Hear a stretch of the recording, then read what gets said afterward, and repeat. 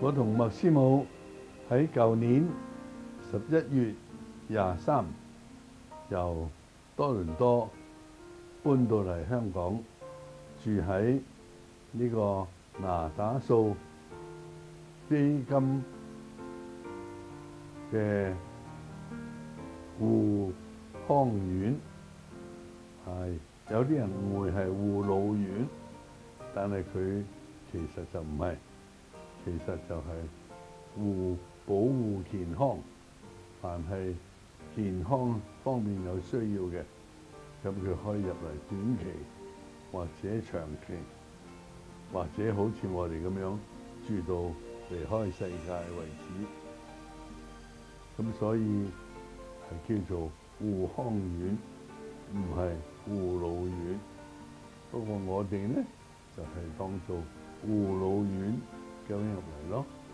咁我哋喺呢度呢間房好細，但係喺香港嚟講呢就係唔算細㗎啦。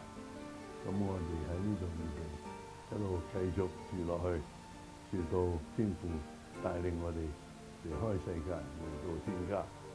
咁我哋初嚟嘅時候有啲唔習慣，而家慢慢都習慣啦。我哋生活得好好，感謝天父。我哋每日有6餐，有3餐正餐，有3餐係茶點，咁就所以生活好豐富。